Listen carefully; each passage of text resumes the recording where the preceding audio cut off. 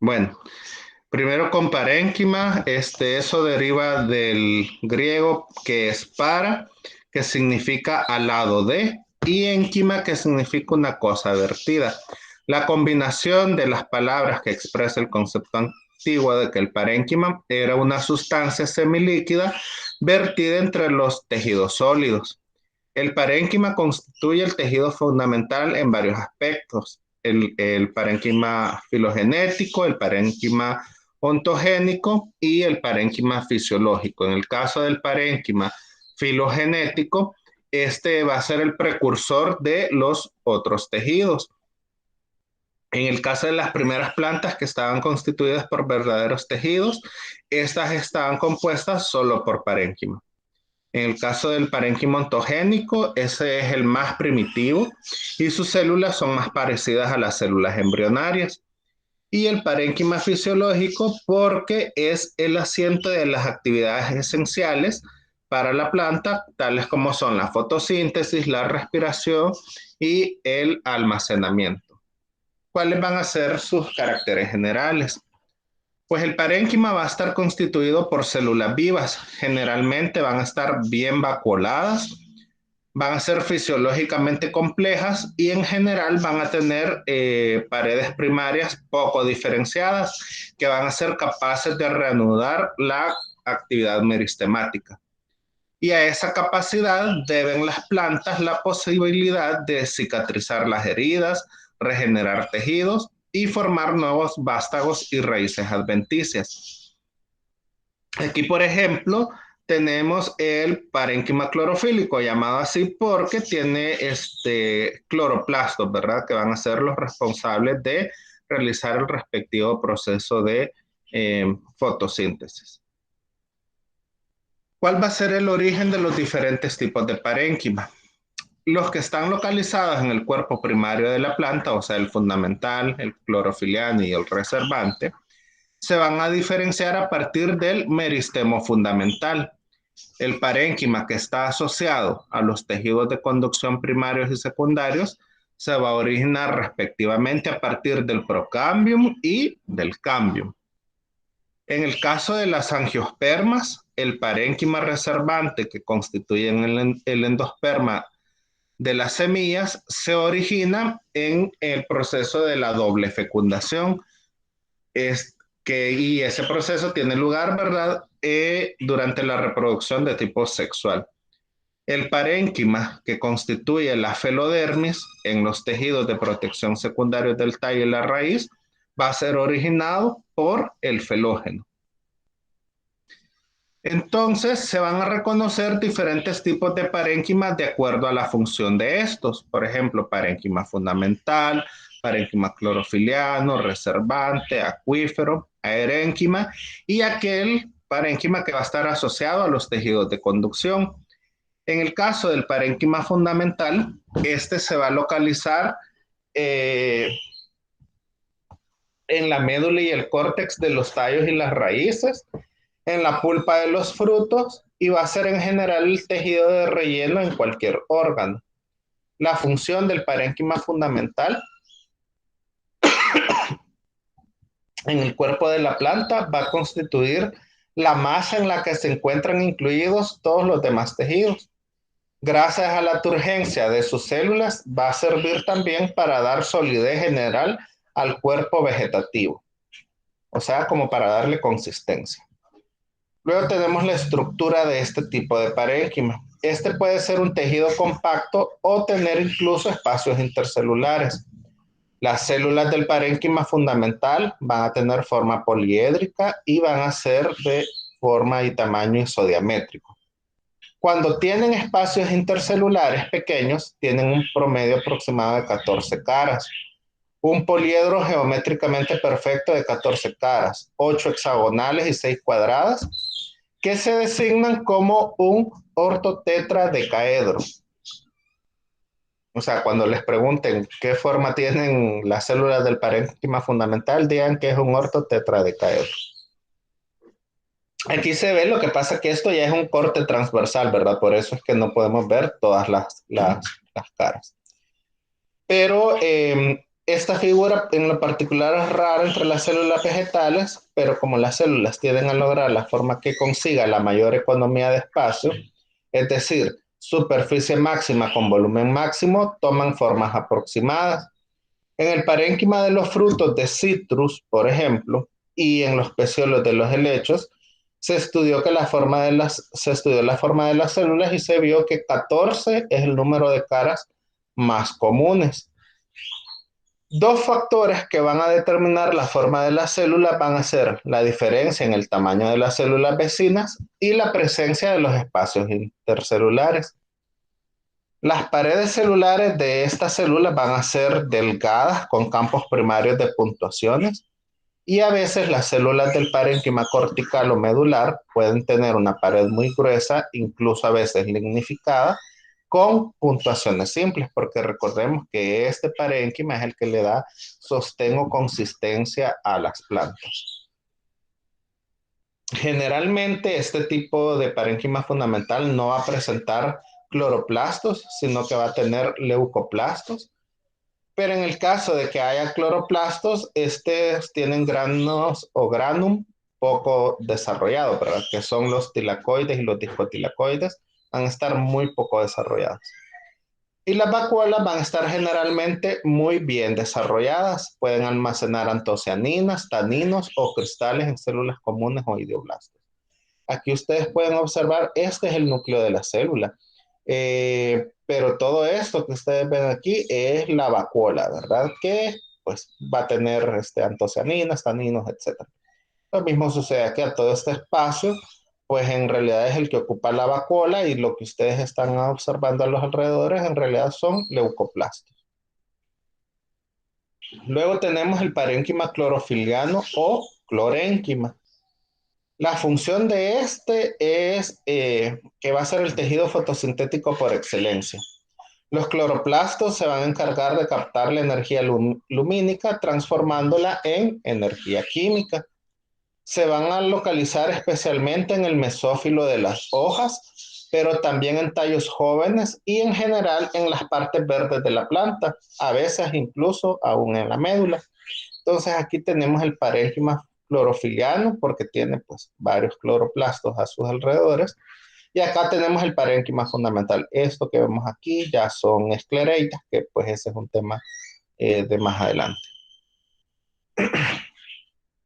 En cuanto a los tipos de parénquima clorofílico, en las hojas de la mayoría de las eudicotiledóneas va a ser heterógeno y está formado por dos regiones. Uno que va a ser el parénquima clorofiliano en empalizada y el otro el parénquima clorofiliano lagunoso o esponjoso. Este parénquima en empalizada va a estar situado hacia la cara superior de la hoja y va a estar formado por células cilíndricas alargadas que logran así más superficie y menor volumen y van a ser muy ricas en cloroplastos y van a tener espacios intercelulares pequeños.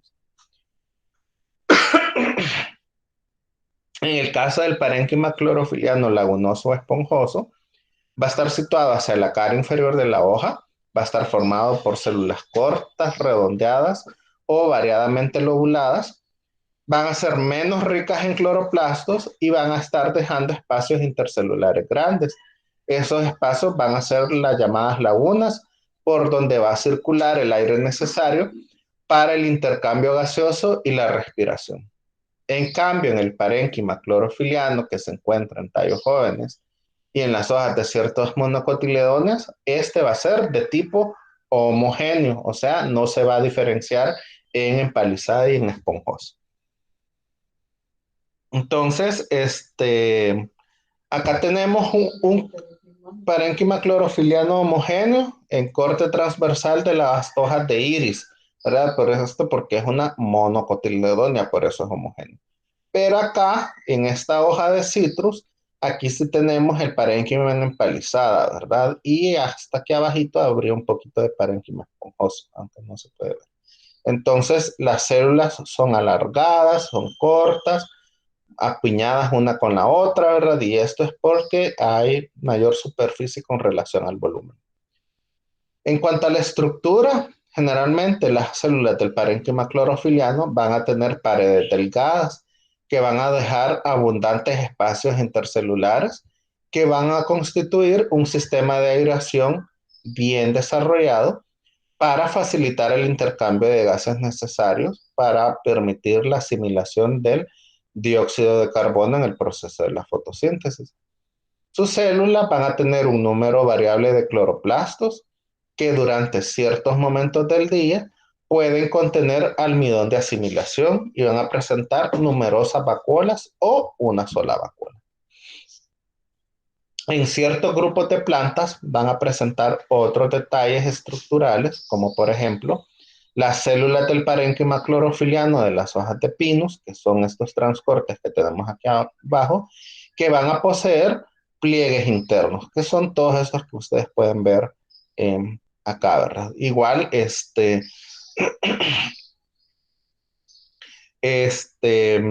estas células también van a estar reservando taninos y resinas, ¿verdad? Por eso es que toman estas coloraciones y no se pueden observar muy bien los cloroplastos, ¿verdad?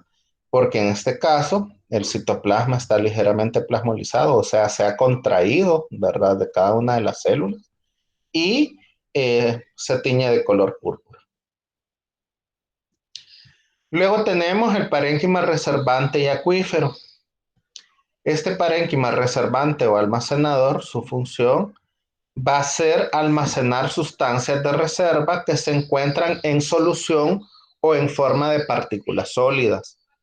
Los sitios de la célula donde se acumulan esas sustancias van a ser las vacuolas, los plástidos e incluso las paredes celulares. Se va a localizar este parénquima reservante en raíces engrosadas, por ejemplo, zanahoria y remolacha, en tallos subterráneos, como son los tubérculos en las papas y también en el rizoma, en semillas, en pulpa de frutas, en la médula y en partes profundas en el córtex de tallos aéreos. Las características funcionales del parénquima reservante es que en los tallos y raíces de especies leñosas, el protoplasma de las células va a permanecer activo y el almidón se va a depositar y se va a remover en relación con las fluctuaciones estacionales. En el caso de los órganos de reserva, como tubérculos, bulbos, rizomas, las células van a ser almacenadoras solo una vez. Entonces ahí lo que va a suceder es que el protoplasma muere después que se remueven las reservas durante el crecimiento de otros órganos. Por ejemplo, cuando la papa ya comienza a germinar y tiene los tallos aéreos, ¿verdad? Ese almidón que se encuentra en esas células del protoplasma va a migrar hacia los nuevos órganos en formación y ese protoplasma que se encontraba en la papa simplemente muere, ¿verdad? Y si hacemos un corte y lo teñimos con Lugol, pues vamos a ver que incluso la cantidad del almidón ha disminuido y vamos a encontrar incluso células que van a estar más o menos como en las de pino, que van a estar ligeramente plasmolizadas, ¿verdad? Debido a que está migrando la sustancia de reserva que tenían hacia otros órganos, que en este caso serían los tallos aéreos. La estructura del parénquima reservante va a depender de la naturaleza de la sustancia acumulada. Por ejemplo, si almacenan almidón, este se va a acumular en los amiloplastos, en células poliédricas con pequeños espacios intercelulares. Eso lo podemos encontrar, por ejemplo, en la papa, en los rizomas de maranta, en las raíces de la yuca, en los cotiledones del frijol, en las lentejas, en el albúmen de trigo, arroz, cebada, bueno, de todos estos granos básicos. También el tejido de reserva va a ser compacto y no va a tener espacios intercelulares en el caso de los granos básicos. Aquí pues tenemos el diferente parénquima reservante. Todos estos gránulos que ustedes ven de color rosadoso, ¿verdad? Es almidón. Y pues esta es como una estructura química del almidón. Y dice que está formado por 300 a 600 unidades, ¿verdad? Entonces es un polisacárido, un carbohidrato pues bastante grande. También tenemos los glúcidos hidrosolubles, que esos van a estar disueltos en el jugo celular donde se acumulan. En las células, por ejemplo, de la médula del tallo de la caña de azúcar, va a haber glucosa y sacarosa. y también en la raíz de la remolacha Berta vulgaris y en las hojas del bulbo de cebolla de Alum cepa. En las vacuolas del parénquima reservante, también de las raíces de Dalia, se va a acumular una sustancia que se llama inulina. Eh, las flechas en estas imágenes, que son imágenes sacadas de este artículo que está aquí el DOI, nos están indicando la presencia de los azúcares, ¿verdad? Que son glúcidos en este caso, hidrosolubles. Esto es en especies de Saccharum officinarum y de Saccharum spontaneum. También vamos a tener que en algunos casos van a haber polisacáridos no celulósicos como reservas. Estos se van a acumular en las paredes celulares que llegan a ser muy gruesas y a veces incluso bastante duras. Por ejemplo, el endosperma de semillas de asparagus, que es el espárrago, en Coffea arábica, el café, Phoenix dactilífera, Palmera dactilífera y en Diospyros caqui. En el caso de Phytelephas macrocarpa, que es la palmera, una palmera de América tropical, el endosperma de la semilla va a constituir el marfil vegetal. Probablemente ustedes hayan escuchado esto con el nombre de tagua, que es el sustituto del marfil natural usado antes de la invención de los plásticos para la confección de botones, piezas de ajedrez, fichas de póker, dados, etcétera. Antes los botones estaban fabricados, ¿verdad? Con semillas de tagua, ¿verdad? Que tienen este color blanco natural, que es fácilmente teñible con colorantes naturales. Entonces, las paredes celulares de las células endopérmicas se van a adelgazar durante la germinación y de esa forma se puede evidenciar que los polisacáridos son utilizados por las plántulas. Entonces, cuando estas semillas germinan, todo esto blanco pues en realidad desaparece. Y esto lo suelen hacer artesanías, ¿verdad? En su momento pues hacían botones, ahora hacen artesanías. Ecuador produce mucho de esta semilla para hacer eh, artesanías como piezas de ajedrez, este tipo que ven aquí, que es como un colibrí sostenido en otra semilla de tagua. Eh, Suelen hacer dominós y, bueno, varias cosas con estas semillas. También dentro de las reservas podemos encontrar proteínas y lípidos. En el caso de las proteínas, estas se van a acumular en las vacuolas y pueden solidificarse cuando el parénquima se deshidrata, formando un tejido compacto sin espacios intercelulares. Esas proteínas las podemos encontrar, por ejemplo, en los granos de aleurona del endospermo córneo de trigo, cebada y otros cereales. En esta imagen, por ejemplo, tenemos un corte, ¿verdad?, de una semilla de trigo. Ahí podemos observar que va a contener la cáscara del grano de trigo, que eso es lo que se conoce como el salvado del trigo, ¿verdad? Y que está compuesto de una gran cantidad de minerales y sobre todo fibras y vitaminas. Por eso es que mucho del pan, ¿verdad? Comercial lleva salvado de trigo. Luego vamos a tener la capa de aleurona, que es esa como capa negruzca que se ve acá. Va a contener albúmina, también otras fibras alimentarias, sustancias minerales y vitaminas. Y luego el endospermo, ¿verdad?, de la semilla, que va a estar compuesta por almidón y albúmina. Y el germen de trigo es apenas el 2%, que va a poseer albúmina, grasa y vitaminas, que ese germen de trigo es donde va a salir la nueva plantulita. Y todo esto que está aquí alrededor de él va a ser la respectiva energía que necesite para germinar. Luego tenemos los lípidos. Estos se van a acumular en los elagioplastos en forma de gotitas en el citoplasma. Por ejemplo, en los cotiledones de las semillas de maní, nuez, soya, en el endospermo de semillas de ricinus y cocos nucíferas y la pulpa de las aceitunas. ¿Quién se acuerda cuál es la prueba química que se hace para ver la presencia de lípidos? Si ya llevaron bioquímica o la están llevando, ya tienen que saber.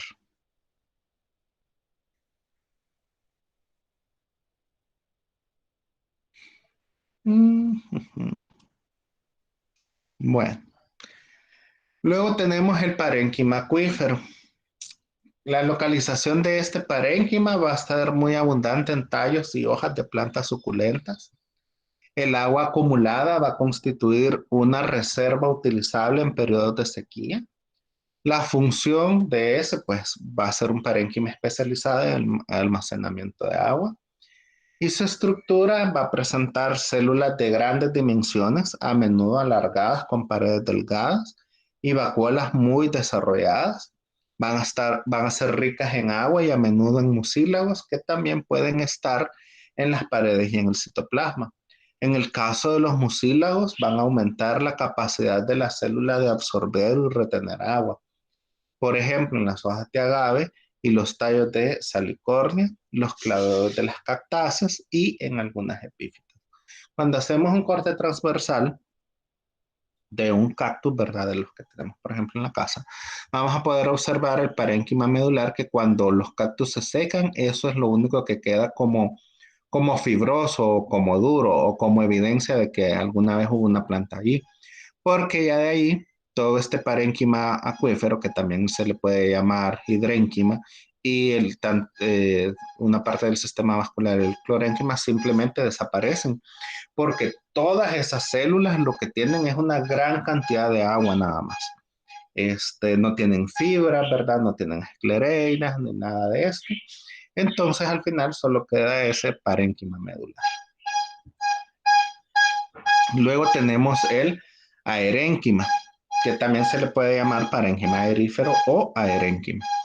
La función de este es facilitar la aireación de los órganos que se encuentran en ambientes acuáticos o en suelos anegados. Estructuralmente, el aerénquima va a ser un tejido muy eficiente porque va a permitir la flotabilidad de determinados órganos y va a lograr su robustez con una cantidad mínima de células. Este se va a localizar típicamente en angiospermas acuáticas en las que constituye un complejo sistema continuo desde las hojas hasta la raíz. Y la estructura de ese aerénquima va a estar formado por células de forma variada. Frecuentemente pueden ser células estrelladas o lobuladas, dejando espacios intercelulares muy grandes que van a tener un origen esquizógeno o lisígeno, que también pueden ser llamadas lagunas o cámaras, que pueden constituir incluso hasta el 70% del volumen del órgano. Acá, por ejemplo, tenemos varios transcortes de diferentes plantas. Arriba a la izquierda tenemos las células estrelladas de la herénquima de un tallo de Canna glauca, ¿verdad? Que en Colombia se le dice chira. Para nosotros es banderola española, ¿verdad? Solo que no es la misma especie, ¿verdad? No es Canna glauca. Y si se fijan, pues aquí sí sus células se ven así como estrelladas. Luego, arriba a la derecha, tenemos el aerénquima en el peciolo de las hojas flotantes de Eicornia crassipes, que es el lirio de agua o camalote. Ya lo hemos visto varias veces en clases anteriores. Aquí tenemos el aerénquima en transcorte de un tallo sumergido de Polygonum. Las especies de Polygonum suelen estar, ¿verdad?, en estos lugares así como pantanosos o chagüitosos, y en este otro es el transporte de un tallo sumergido de Cabomba caroliniana, donde se muestra la herénquima y Cabomba, que es una de las ninfáceas basales. Las cámaras pueden estar limitadas por un gran número de células, porque una vez iniciados los espacios intercelulares, las células se van a comenzar a dividir perpendicularmente a los mismos y de esta forma agrandándolas. Y las cámaras van a estar dispuestas a lo largo del tallo y del peciolo.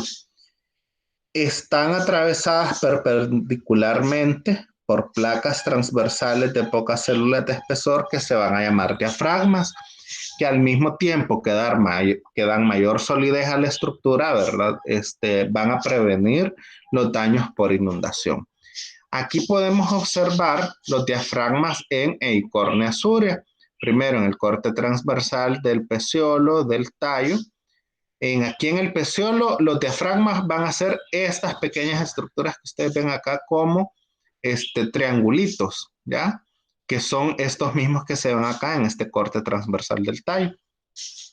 Esos van a ser los diafragmas. Y ya en el corte longitudinal, pero con microscopio electrónico de barrido, ¿verdad? El diafragma es esta estructura de células y en medio, que lo está atravesando, es un idioblasto tanífero, ¿verdad? Que es el que le da como el color. Y en la hoja, pues se observan de esta forma. Todos esos van a ser los diafragmas. Y esto es en el caso del aerénquima. Luego vamos a tener el parénquima que va a estar asociado a los tejidos de conducción. Ahí vamos a tener que la función de este parénquima va a ser para el almacenamiento de sustancias de reserva como para el transporte. Se va a localizar en forma de radios medulares y también filas verticales a los lados del xilema y del floema, constituyendo una red de células vivas en el leño, formado en su mayor parte por células muertas. Y además van a formar las vainas fasciculares.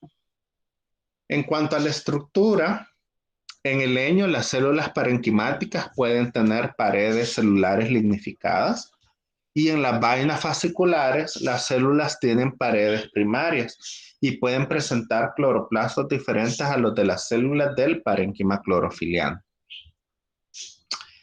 Por ejemplo, cuando están rodeando los haces vasculares son los que van a formar la vaina fascicular. Esto es en el haz vascular de la hoja de Eichhornia surea. Aquí podemos ver, este es el haz vascular, ¿verdad? Y alrededor tenemos esa vaina fascicular que en realidad es de parénquima. Y las células parenquimáticas con granos de almidón que van a estar asociadas a los tejidos de conducción, esto en el caso de Patagonula americana. Estas pelotitas que ustedes ven adentro de células, pues son granos de almidón. Ahora vamos a ver colénquima. Bueno, parece que sí vamos a terminar de ver esto ahora. En cuanto al colénquima, este va a ser uno de los tejidos de sostén. Va a ser fuerte y flexible. Va a ser un tejido plástico que puede cambiar de forma sin romperse. O sea, no va a recuperar su forma original. Su nombre va a derivar del griego cola, que significa soldadura, y esto es en referencia a la gruesa pared de su célula. Morfológicamente, es un tejido simple, homogéneo, y que está constituido por un solo tipo de células. Va a ser el tejido encargado del sostén de las hojas y tallos en crecimiento. En raíces, el colénquima va a ser muy raro que aparezca y se lo va a encontrar en las que están expuestas a la luz, por ejemplo, en las raíces de las plantas epífitas. En los órganos adultos va a ser el tejido de sostén de partes de la planta que no desarrollan mucho esclerénquima, como en el caso de las hojas y tallos de algunas plantas herbáceas. El colénquima va a faltar en tallos y en hojas de ciertas monocotiledones como las gramíneas, que van a desarrollar de forma temprana esclerénquima. ¿Se acuerdan cuando veíamos hoja y veíamos que habían refuerzos en el borde de las hojas de las gramíneas, que era precisamente esclerénquima y no colénquima? En cuanto a la localización, este colénquima tiene generalmente una posición periférica y va a estar ubicado directamente debajo de la epidermis o va a estar separado de ella por una o dos capas de células.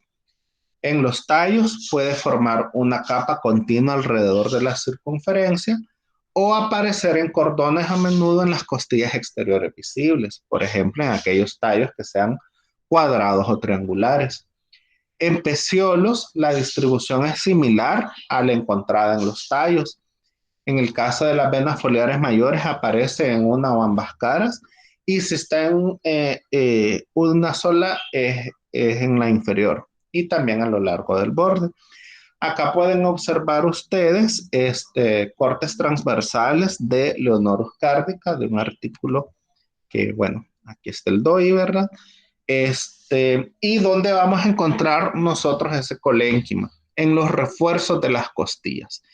Esta estructura que ustedes ven acá, esto y esto, y que aquí está marcado con esta línea punteada y esta otra línea punteada, eso va a ser colénquima. Entonces va a aparecer más que todo, ¿verdad? En tallos de plantas que sean anguladas. Por ejemplo, en tallos de ciperácea que son triangulares, en los tallos, por ejemplo, de lantana cámara que son cuadrados, bueno, en varias verbenáceas, ¿verdad? Que los tallos son cuadrados, vamos a tener esos refuerzos de colénquima.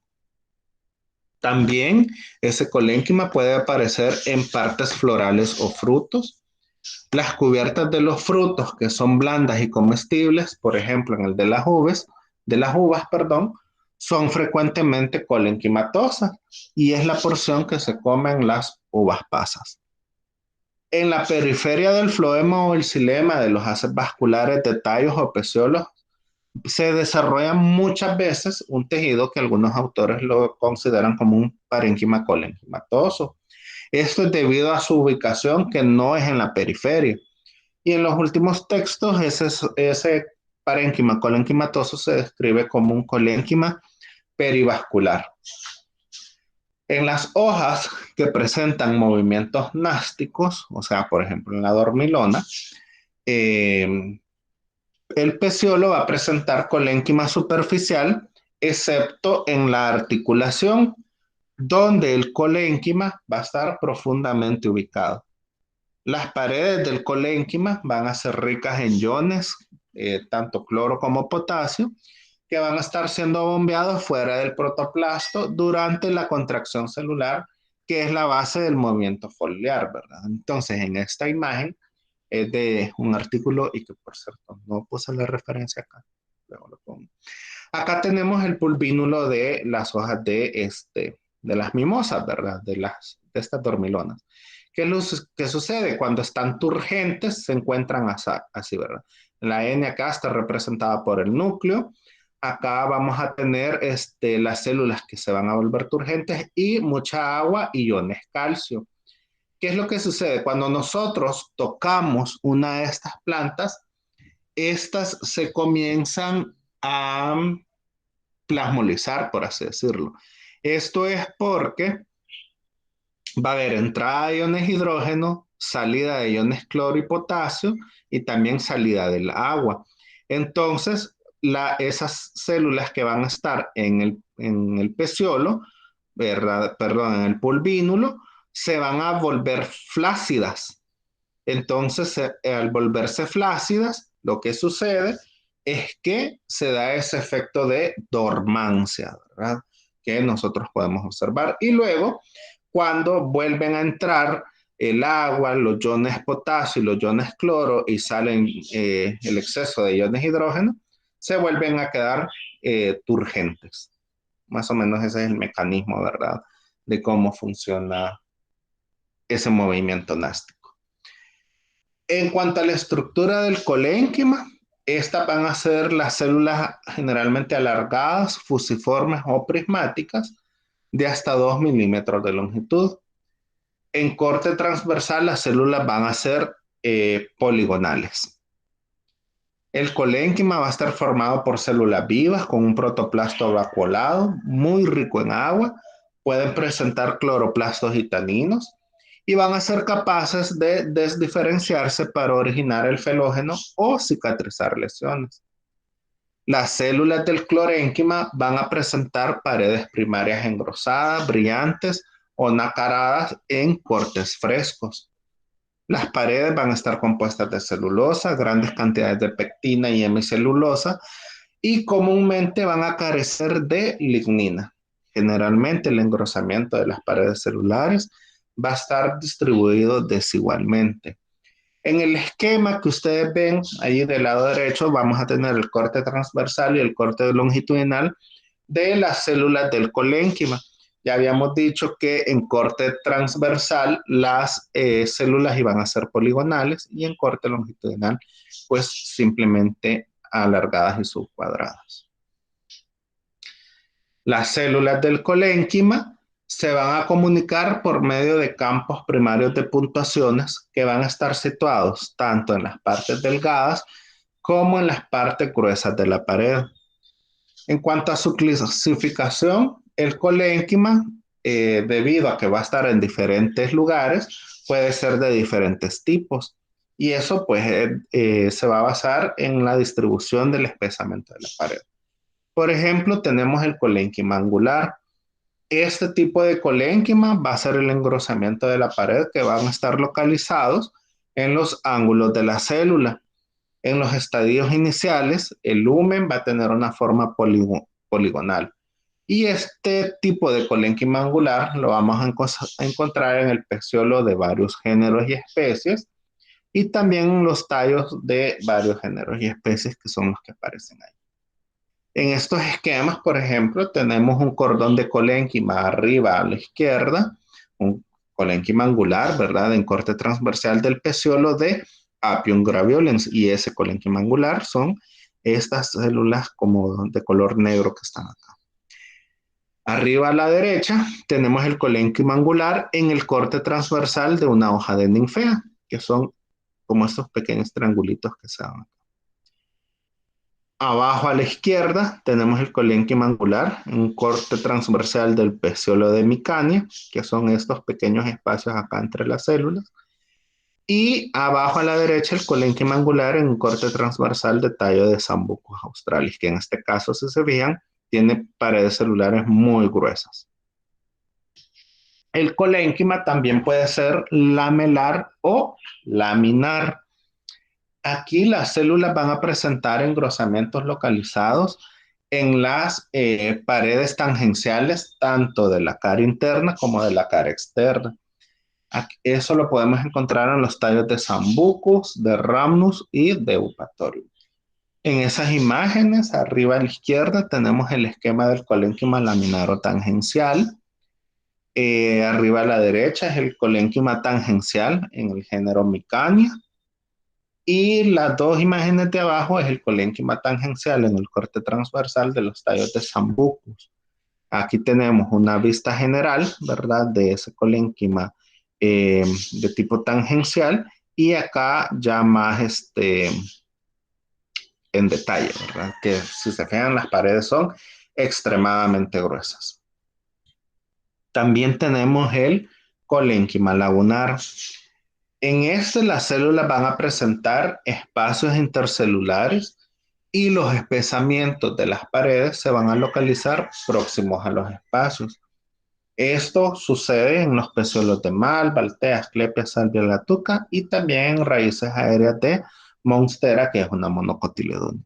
Aquí podemos observar el colénquima lagunar en corte transversal del tallo de lechuga.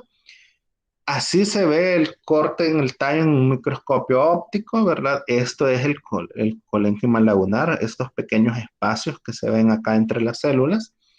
Y acá sería un esquema de este mismo colénquima lagunar, ¿verdad? Donde las flechas nos están señalando las respectivas lagunas que se encuentran. Aquí hay una laguna, aquí hay otra, aquí hay otra, aquí hay otra más pequeña, etcétera. Vamos a tener también el colénquima de tipo anular, que va a ser el que se va a presentar cuando el lumen de las células es circular. No todas los anatomistas van a aceptar este tipo de colénquima anular. Y sería el último paso en el desarrollo masivo del colénquima angular, o sea, sería la siguiente fase del anterior, ¿verdad? Pues los espesamientos de las paredes celulares siguen siendo mayores en los ángulos. Y aquí lo podemos observar en Sambucus australis, ¿verdad? Que en estos ángulos ese espesamiento de las paredes es muchísimo más grueso. Y por último tenemos el colénquima de tipo radial. Bueno, creo que hay otro. No me acuerdo. De tipo radial, esto lo podemos encontrar, por ejemplo, en Mamillaria magnimama, que es una cactácea, donde va a haber una capa de colénquima subepidérmico cuyas células van a ser cortas y van a presentar las paredes radiales engrosadas y podrían ser una adaptación para facilitar la penetración de la luz al parénquima clorofiliano. ¿Cuáles son las paredes que van a estar engrosadas? Van a ser estas, pero la pared de aquí arriba, que es la que va a estar pegando a la luz, no va a estar engrosada. Y pues se cree que es precisamente por eso, ¿verdad? para facilitar que penetre la luz hacia las células que tienen la clorofila. ¿Cuál es el origen de todo el colénquima? Todos los tipos de colénquima se van a originar a partir del meristemo fundamental. Y creo que aquí terminamos. Sí. Y aquí solo es un cuadro resumen, ¿verdad?, de las diferencias entre parénquima y colénquima. En el caso de parénquima, sus células son generalmente isodiamétricas y en el colénquima las células son alargadas. Y en las paredes del parénquima, estas son generalmente delgadas, de un grosor parejo, ¿verdad?, en todas las células. Y en el colénquima van a ser desigualmente engrosadas. Y esto va a ser debido a que puede ser eh, colénquima angular, lagunoso, etcétera, ¿verdad? Entonces, aquí terminaríamos con esta parte del parénquima y el colénquima. El esclerénquima les voy a dar el PDF junto con, con esta grabación para que lo lean. Y esta parte entraría para el cuarto parcial, ¿verdad? El parcial del cuarto cómputo. Ayer les puse la tarea de fruto en el Classroom. Tienen aproximadamente un mes para realizarlo porque la fecha de entrega va a ser el 15 de noviembre y pónganse las pilas porque esa tarea les puede ayudar a muchos a pasar la materia porque va a valer el 15% y obviamente el parcial que va a ser a partir de esto y de esclerénquima y de fruto, ¿verdad? Este va a ser nada más el 10%. Así que pónganse las pilas con eso. ¿Tienen preguntas?